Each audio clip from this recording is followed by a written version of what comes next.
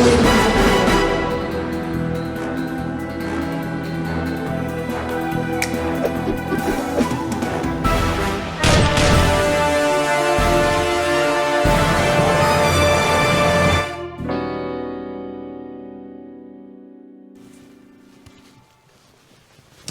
David Zritsky for the Bond Experience.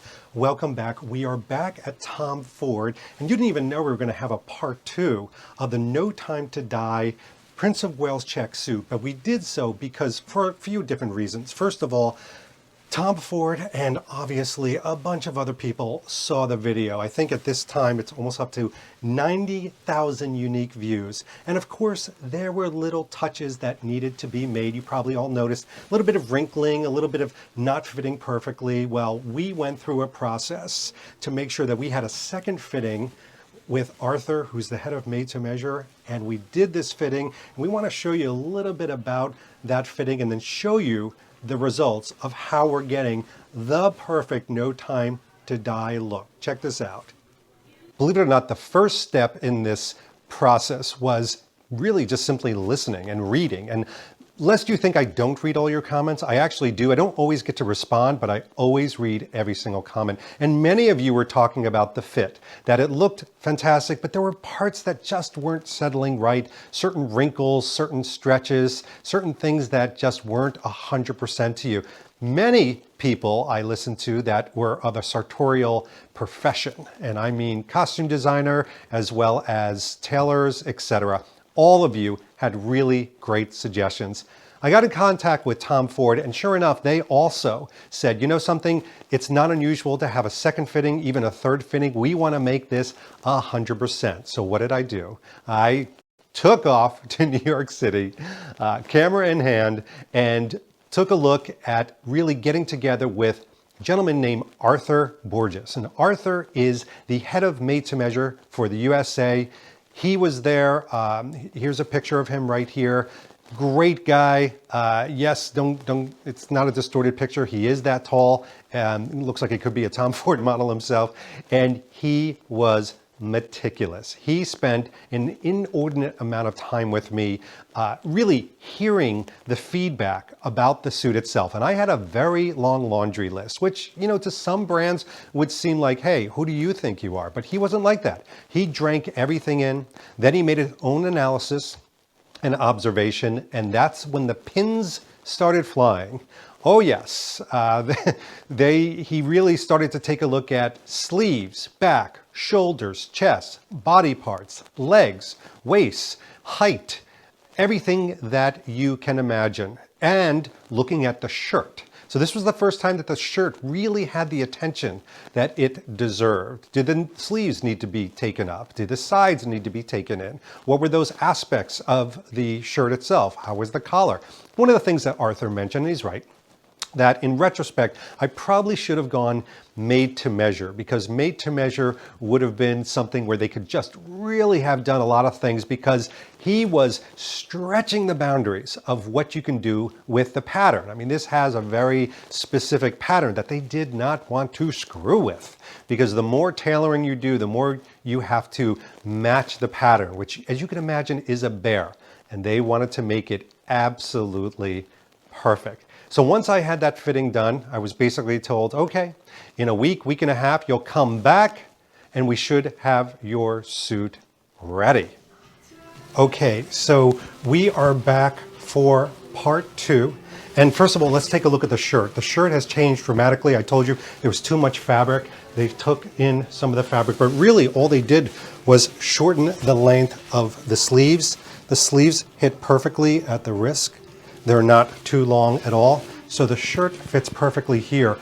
All right, so as you can see, there's been amazing things, but now we've got the results of those, and we're going to take a look at those results.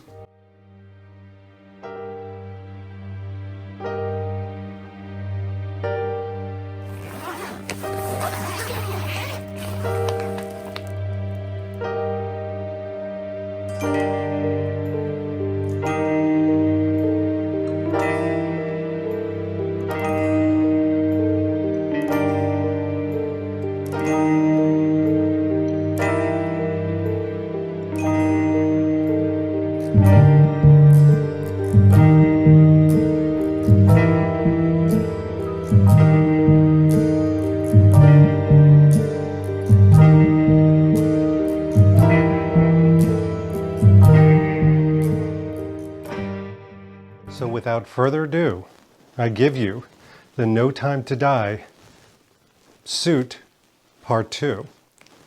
So here we have it. We're going to take a really good look at it, but I wanted to put it in front of a very plain, simple, but elegant background to really show off the suit as opposed to the surrounding. That's why we're not in my collection right now.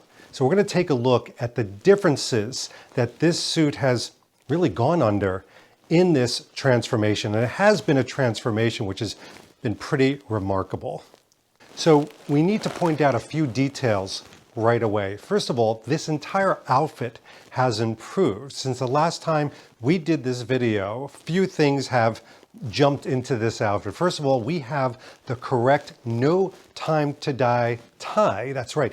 Last time I was using the Spectre Q Branch Omega watch tie, and that fit the bill. But this is actually a different blue. Let me get up close and personal. Now you're gonna notice that there's a little puckering right here. That's because I've got my mic on, my wireless mic underneath it, so it's pushing it out. Please forgive me for that. But the tie is different. It's a different type of blue. It's somewhat deeper, almost a midnight blue, which absolutely looks beautiful. When you put them side to side, they really do look the part. And I have the correct pocket handkerchief as well, which has got this very interesting ribbon on the side of it. But outside of that, that's what we've added. Everything else has been truly tailoring changes. And we've got to talk about the jacket, of course. Now, last time we talked about the jacket, and a fully canvassed Tom Ford jacket really should take care of a very prominent chest. Now, you know that I have a prominent chest. Here it is. Again, we go over sizes, 40, 31 waist, so I've got that kind of like push out barrel chest, which sounds great. It's not. Well, I mean, it is, but it's difficult in suits. So one of the things that they did right away is, before I had these lapels, they were popping out, all right? And that's a problem. And the roping shoulders, although who doesn't like a good roping shoulders, was actually not sitting well. We had the tailors press the shoulders, first of all. We also had them take out the chest and fix the lapel area. So let's get in close. This is all about getting in close this time.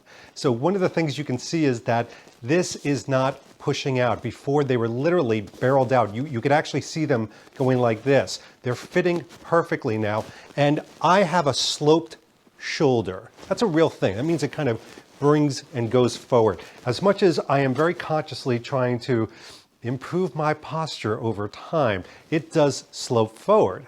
And so one of the things that they did, check this out, I'm going to do a little bit of a twirl, here it goes.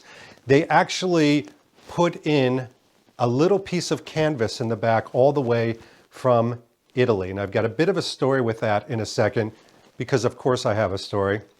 But check out the shoulder lines now. I mean, they look so great. They're not binding, but they fall incredibly well. The other thing that we had before is I had a lot of wrinkling on the sleeve, too much.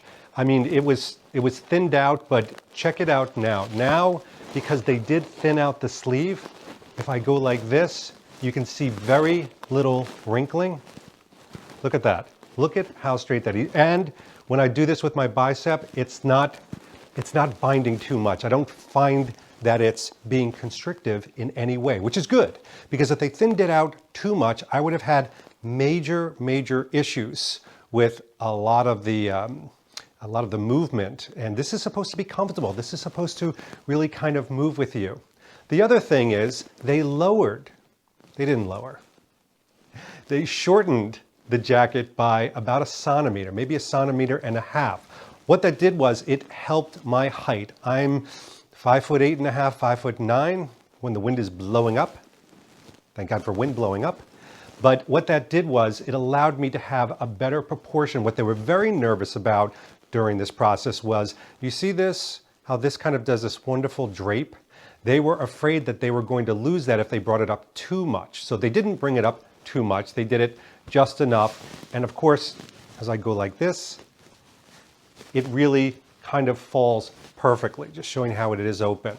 Now, while I have it open, I want to talk about the suppression of the waist. A lot of you said, hey, Dave, it looks great, maybe a schmidgen tight in the waist.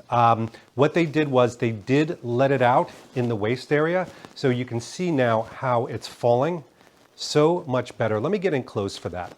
So one of the things it was doing before is the pattern, because there was a little bit of pull in here, you were actually seeing a little distortion of the pattern. You're not seeing that anymore. Let's take a look at the side as well. Now you're still seeing the prominence of the chest, which you want to see in a Tom Ford. But if you take a look at the back, you don't have any of that tightness that was going on there, that kind of look where it looks like you're kind of spilling out of the suit as opposed to the other way around. So they actually let that out and they pressed it as well to give it that nice tight look. Let's take a look at those sleeves while we have it. I'm kind of obsessed with the sleeves because they did such a nice job. And again, you really see that lapel not flipping out, that narrowed lapel that is very specific to No Time to Die. Yeah, it's an O'Connor base, but they did that with the lapel. And also, just little details that we captured last time is that I don't have the massive part of my pocket handkerchief. I just have that sliver of white that you see just like Bond does. When Jordan took a look at the suit, one of the things that he saw was they wanted to take in the seat a little bit. They wanted to create a little bit more of a block that it looked like it would fit me a little bit more. So I'm going to turn around and show you something. So in the back, they actually took in the seat. Now, with my arm movements, I don't know if it's going out of whack back here, but what that did was it actually brought in this area a little bit. It not only gave me more of a V look, it took in the seat, which had a little bit too much fabric, which was also allowing that little bit of wrinkling to go on, which we obviously did not want to happen. Now, part of what we observed was there needed to be a little bit of a thinning of the calf. So we're going to focus now on the waist down. To do that, what I'm going to do is I'm actually going to take off my jacket. Like, you need to hear this blow by blow. But this is important because one of the things that we're going to be talking about is what was exactly done to the pants. Well, first of all, you can see that the pants themselves were thinned out. All right, still really good movement. It's not tight.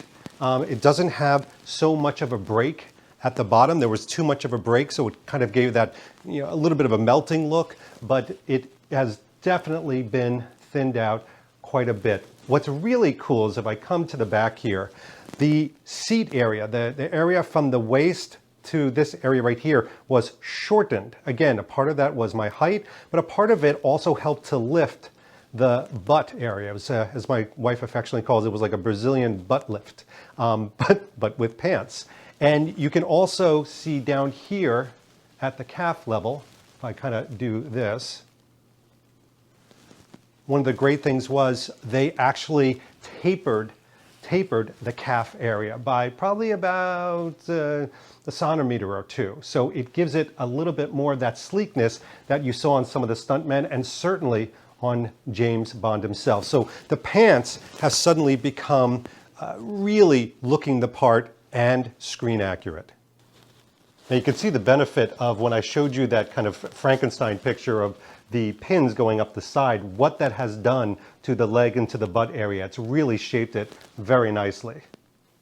Now, I told you there was a story, and I've got to tell you this one because I think it's a nice representation of the Tom Ford customer service. Yes, we do not just talk about fit and fabric and screen accuracy. We talk about the customer service because part of getting a luxury item like a Tom Ford suit is not just making it look perfect and making you feel good, but it's that connection to the people and what they do for you. So when I did that first fitting, it was great. Got the fitting done, had all the measurements taken, etc. Went back. I was told that the suit would be ready on my birthday, January 30th. And so I planned my birthday weekend in New York City with the centerpiece of it being picking up the suit and trying it on and having a celebratory moment, you know, where I could pick it up. Well, unfortunately, not Tom Ford's fault at all. The piece that really helped this sloping shoulder, this extra piece of padding was coming from Italy. got held up in customs. And literally down to the wire, and I mean down to the wire, by probably an hour and a half before my train had to take off back home the very next day. So this is now the 31st. Sorry, this is now the 1st. So the padding finally, at the behest of Tom Ford and a lot of different phone calls, came in, was released by FedEx, was rushed to the store. As soon as it was rushed to the store, the Tailors stopped what they were doing. They deconstructed that area. Now, mind you, everything else was finished.